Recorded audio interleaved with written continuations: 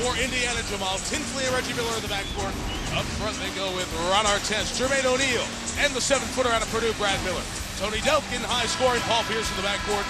For the Green, Eric Williams, Antoine Walker, and Tony Battie up front. How important game one in a best of 7? Well, 4 out of 5 times you win game 1, you move on. 26-year NBA veteran official Joey Crawford works with Ted Bernhardt and Sean Corbin. It's in the air. It belongs to the Pacers, and the playoffs are underway in basketball country. I got to say just how cool it is to be here. Think about Fenway, Lambeau, certain places you have to visit. This might end up being one of those places in a few years. If you're a basketball fan, you got to be a Conseco. Here.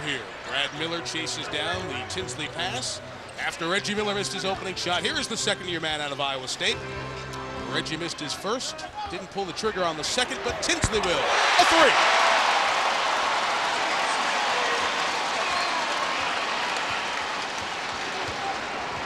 This Boston team made it to the Eastern Conference Finals where they were knocked out by New Jersey.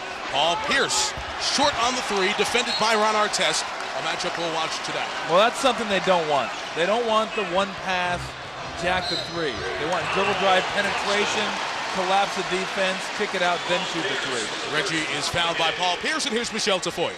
Not the first time Reggie Miller's been fouled this week. On Wednesday night's season finale, he took quite a hit, guys. He was driving the lane when New Jersey's Jason Collins fouled him hard. Reggie was down on the ground for about 2 minutes. We'll show you the footage in a second.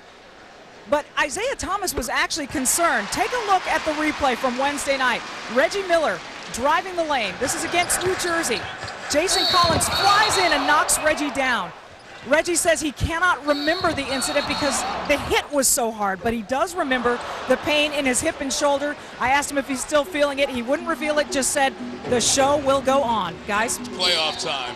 His old teammate Byron Scott's the coach of the Nets, and he said afterwards, Reggie's from LA. He's got a little bit of Hollywood in him, but Reggie said that was a legit painful injury, and he was icing the shoulder before the shoot-around yesterday. You see, when they win, his numbers have been down, so don't necessarily think a big game from Reggie means success for these Pacers. Pierce missed his second shot.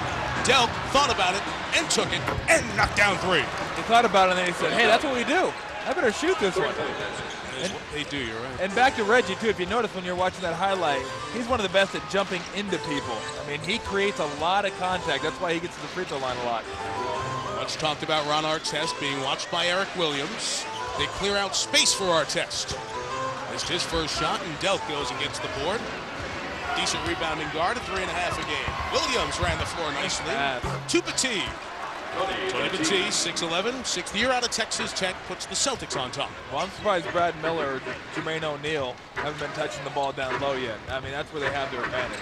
There you go, on cue from Reggie, but good interior presence from Battie, and the Celtics come back the other way. Antoine to Eric. Williams missed the 3, Brad Miller all on the board. Averaged 8.5 per game. Reggie a 3. Pierce tipped it away from O'Neal. Delk has no numbers again. Antoine Walker for 2. That's a tough matchup if Brad Miller's going to be on Antoine Walker. I know a lot of times you just get caught up in the break and you take who you have, but he's got so much shake and bake in this game that a guy like Brad Miller can't stay with him. 7 in a row for Boston. Celtics have taken a 3-point early lead. Miller has an outside shot and shows it off. Undrafted out of Purdue. Yeah, wonder. And they beat the Bushes in Africa and Europe and every third world country to find NBA players. This guy was at Purdue on TV every night. Played pretty well. Yeah. Played well at Purdue. And he went undrafted even in the second round. Artest discarded Battie. Pacers have numbers the other way. Reggie faked it, took it, counted the foul.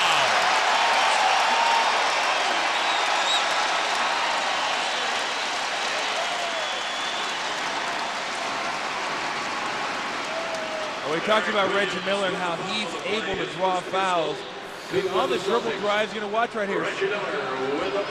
Jump, that was just a foul, but he loves to jump into people. And I'll tell you another thing he does too. He's so gangly that when you foul him, he throws his arms out, his legs out, and it looks like he gets hit a lot harder than he does. But he is the master of being able to draw contact. He makes himself a big target. Yep, exactly. Both teams 3 of 7, but T fumbled the catch momentarily, but recovered for the dunk. Maybe you can help me out with this. Why does everybody feel like they need to touch the backboard after they dunk?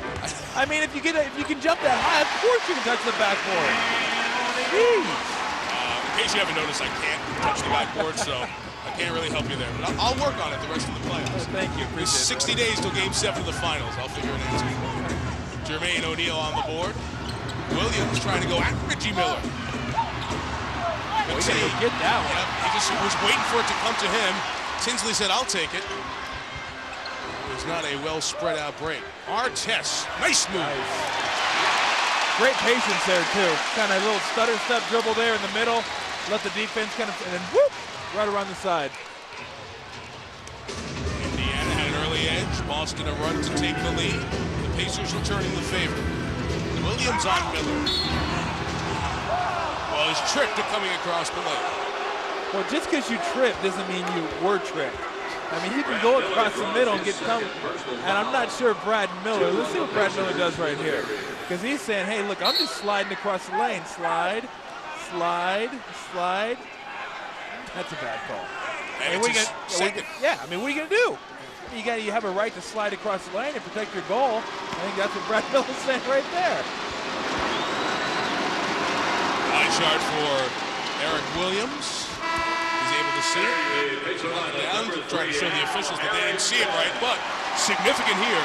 2 fouls on Brad Miller. That's one of the toughest matchups the Celtics have, and because of this trip. Just watch him slide. I mean, he just slides. I mean, give Eric Williams credit. Did a nice job of creating the contact and making him blow that whistle.